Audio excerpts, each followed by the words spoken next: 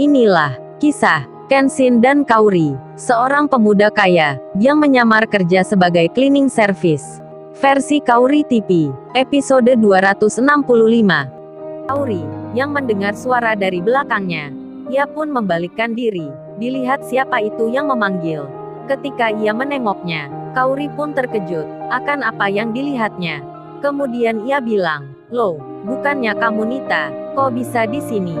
Sama siapa kamu? Kok enggak bilang sebelumnya?" Wah, saking kagetnya Kaori, ketemu adiknya Kenshin, sampai dirinya salah berucap, masa Nita harus bilang dulu jika akan ke sini. Kemudian, Nita itu pun menjawab, "Oh ini Kak, kebetulan tadi pingin coba mobil. Terus saat lewat di jalan itu, mobilnya kok berhenti. Jadinya ya itu Kak, aku telepon ayah. Terus karena lokasinya dekat dengan perusahaan ini, kata ayah disuruh mampir aja. Itu mobilnya ada di luar." "Oh iya, Kak Kenshin mana ya? Ayah tadi bilang kerja di sini." Waduh, Nita lupa akan pesan sebelumnya. Bicaranya sampai kelepasan. Kaori yang mendengarnya, langsung memegang tangannya Nita, sembari tersenyum. Kaori itu memberi tanda agar Nita tak melanjutkan pertanyaannya. Kemudian Kaori mengajaknya keluar ke tempat yang aman untuk memberitahukan maksudnya. Setelah mendapat penjelasan, Nita pun jadi teringat akan pesan ayahnya. Lalu ia pun bilang, "Kalau gitu aku balik ya Kak. Soalnya ayah tadi udah ngingetin agar segera pulang." Kaori menyahutnya, "Loh kok gitu? Kok buru-buru aja? Emangnya pulang sama siapa kamu?" Nita pun menjawab, "Ini Kak diantar bapak itu." Orang yang disebut Nita nampak berdiri di pojokan, seorang karyawan kepercayaan yang juga staf perusahaan. Melihat hal yang demikian, Kaori malah bilang, "Kalau gitu kamu aku antar aja ya. Entar pulang sama kakak, tunggu bentar mungkin 1 jaman. Kasian entar bapaknya, dari sana entar balik ke sini. Kalau sama kakak kan seperjalanan." Nita mendengarnya, setelah berpikir sebentar, ia pun mengiyakan. Lalu ia berucap, "Ya udah Kak, aku pulang nanti aja. Lagian juga, belum kasihkan kunci mobil. Tapi entar apa nggak merepotin kakak ya?" Kaori menyahutnya, "Merepotin apa sih? Ya kagak lah Nita, malah kakak suka." Nita itu melihat Kaori, wajahnya tersenyum. Setelah pembicaraan tersebut, mereka pun berjalan ke suatu tempat. Kenshin, yang kini di halaman depan, nampak wajahnya kebingungan karena melihat yang tadi harapkan. Kenshin memandang suatu hal yang tak asing baginya.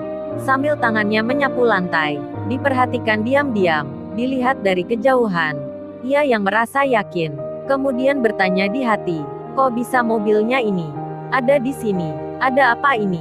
Siapa yang membawanya?" Kenshin khawatir sendiri akan keberadaan mobilnya, yang bisa membuat curiga. Sampai di waktu itu, kerjanya jadi tak nyaman. Keringat dingin keluar dari keningnya. Kemudian ia jadi ingat akan wanita tadi. Kenapa bertanya namanya? Ternyata tentang ini. Di sela kebingungan, handphonenya terdengar berdering. Ia pun melihatnya. Nama Iwan yang masuk. Iwan mengirim pesan lagi. Kenshin pun membukanya. Dibaca isinya. Iwan itu menulis, Bro, gua tadi lupa mau bilang. Itu di luar perusahaan. Tadi kayaknya ada mobil yang mirip dengan punyamu akan masuk ke dalam. Coba kamu lihat entar bro. Tapi sepertinya itu memang mobilmu. Kayak aku ngeliat adikmu di situ." Ketika membaca pesan Iwan, Kenshin pun jadi yakin jika Nita di tempat ini. Kemudian ia menjawab, "Oke Wan, makasih. Ini emang benar mobilku. Kebetulan aku lihat ini." Setelah itu, Kenshin mengirim pesan ke adiknya untuk menanyakan di mana dirinya. Namun ditunggu 5 menit, pesan WhatsApp-nya belum dibaca. Ia pun lalu menelponnya hingga beberapa kali, masih saja tetap sama, tak juga diangkat. Karena hal yang demikian, Kenshin segera mencarinya. Ia berjalan memutar kembali lagi ke belakang. Iwan sendiri yang sudah sampai di tujuan. Ia bersama pekerja lainnya terlihat kini mengangkat barang yang diletakkan di troli. Didorong dengan tangan, Iwan itu melewati kantor-kantor yang nampak asing baginya, tak pernah dilihat sebelumnya. Ditengok kanan kiri, Iwan memperhatikan suasana yang ada di sini. Lalu tak sengaja, tiba-tiba terbaca nama kantor utama Pak Tirta. Ia pun langsung berhenti. Dirinya jadi teringat, inilah tempat yang dimaksud oleh staf karyawan yang di warung kopi itu. Lalu ia pun berpikir sejenak. Diambillah handphone dari sakunya.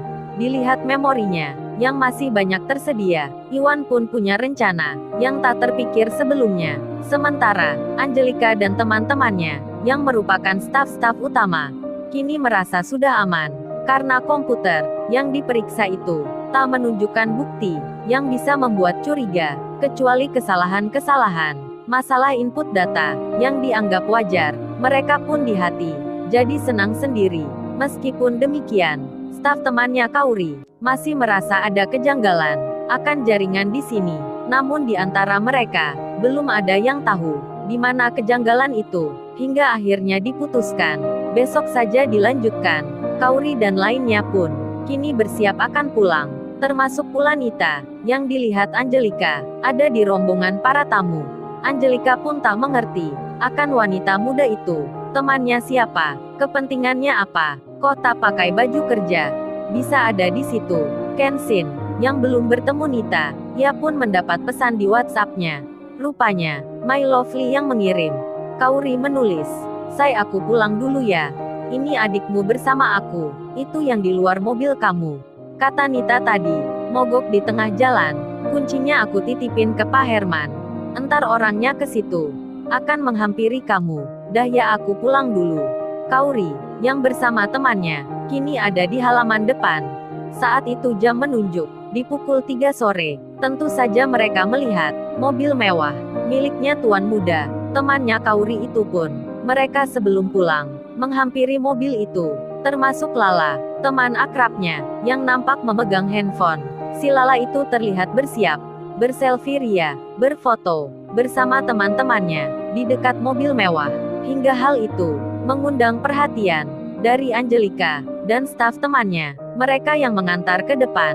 Melihat tamu yang akan pulang, sedang berfoto dulu, di dekat supercar, hingga Sasha, temannya Angelika yang tadi, sampai berkata, "Enak juga yang ngeliat itu.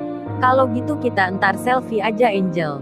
Di dekatnya juga, buat posting di Instagram, asyik juga tuh, pasti banyak yang nge-like. Kan ini kesempatan, kalau nggak ada pameran, kita nggak bakal bisa foto dekat supercar, mumpung ini ada di sini."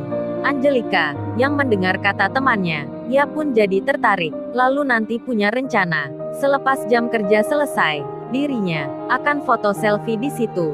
Begitu pula para karyawan yang lain, yang mempunyai keinginan yang sama. Termasuk pula Susanti, mantannya Iwan, yang melihat dari kejauhan. Kenshin, yang mendapat kejelasan, kenapa mobilnya di sini. Ia pun kini bisa tenang. Kenshin pun melanjutkan pekerjaannya. Ia menyapu lantai jalanan. Tak lama kemudian, seseorang datang menghampiri. Rupanya itu Pak Herman, yang disebut Kauri tadi. Pak Herman itu bicara pelan, sambil berdiri, kemudian memberikan kunci mobil. Kenshin pun menerimanya. Pak Herman segera pergi. Tak berselang lama, waktu yang ditunggu datang. Jam kerja telah usai. Para karyawan terlihat akan pulang. Kenshin yang sudah berganti pakaian, ia pun ke tempat parkiran, untuk mengambil motornya Iwan. Lalu kemudian, Angelika, seperti yang direncana, ia kini bersama temannya. Angelika itu terlihat berfoto, nampak berselfie, di dekat mobilnya Kenshin.